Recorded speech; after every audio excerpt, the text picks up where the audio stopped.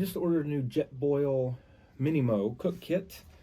I want to show you my old cook kit before I retire it for the time being. The new cook kit is a little expensive, but I think it'll serve my needs better in the long run.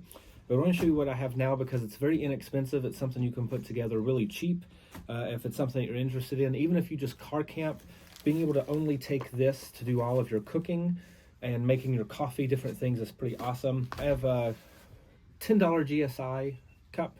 I cannot recommend these enough. They come out of the little neoprene sleeve. This keeps your coffee and things really nice and warm, or cold if you're in the summertime, of course. And they have demarcations on the cup so that you can do all of your measuring. Whenever you're cooking backpacking food or just most food in general, you might need to know, and this will measure up to 2 cups. So that's a really nice thing, and this is only $10 at like REI, Cabela's, different places. I do use my little UCO titanium spoon fork combo. But my actual cook kit, so this is a bag my wife sewed me. It was left over from my Wildcat underquilt fabric. She made me just to hold this. But I have a small little scrub sponge that I use to clean. If I happen to cook in here, I can use this to wipe out my pot. This is a Reflectix material that I have cut to make a pot koozie. That way, whenever I'm cooking things and it just needs to sit in hot water for a while, I can put my pot in here. It'll keep it really nice and warm and prevent, if it's really cold outside, prevent it from getting too cold too quick, and that way I can eat hot food. So my pot, let me take this out. And this also stacks inside of each other to act as a holder for everything in here when I'm cooking. My pot, find it right there, is a Sea to Summit Alpha pot. It holds 1.2 liters. The handle swings out like this. This little mechanism allows it to lock. That way I've got a nice handle, but it still packs away neat. The lid has a strainer and a little sip part, so if you did want to drink out of this, you could with a sippy. You can also use this when the steam is coming out to know when you're boiling water. And my little salt and pepper shaker, it's pretty standard. I have a few Nalgene fuel bottles. These hold the fuel for my alcohol stove, which I'll show in a minute. And then I have this. This is a great little scraper cleaner, so I can scrape all of the corners of my pot.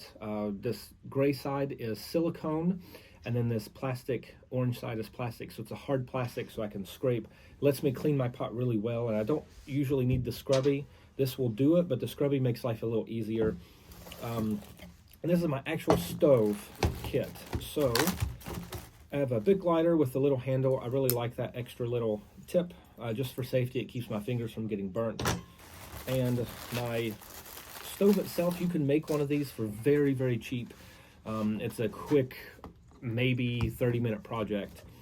So Listerine bottle with more fuel in it. The fuel I use is HEET in the yellow bottle, H-E-E-T in the automotive section. It burns without any residue or any chemicals left. It's perfectly safe to use for cook, and it's a pretty common cooking fuel.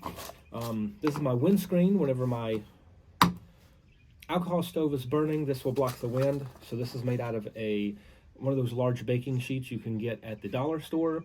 You just cut out the interior of it, fold it over once, and then poke holes here with a hole punch through the bottom for airflow, and this just goes around the stove to help block the wind.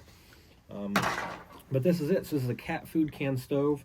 The stove is 3 pieces, so I'll take this apart. This is just a Fancy Feast can.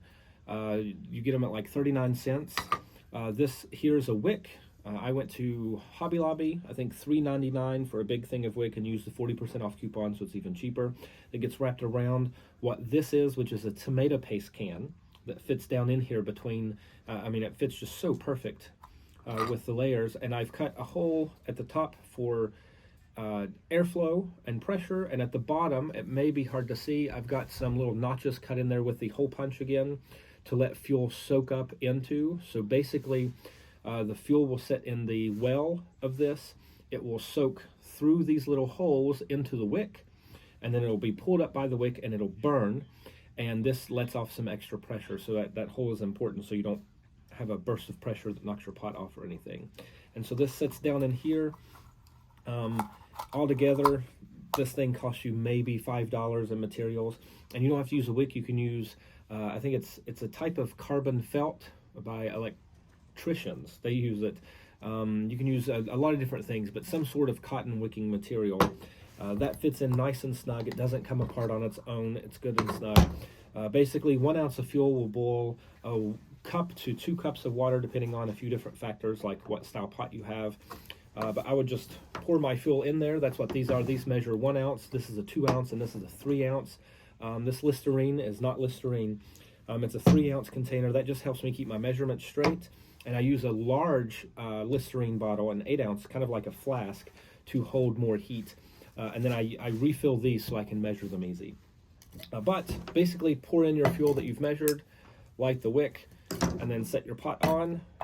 And once your pot is on, it's not going to stay right now because there's not enough weight in it. There we go, we'll counterbalance it. Your pot wind block goes on, and that's about it. Now, up until recently, I didn't have this pot. This is a $40 pot.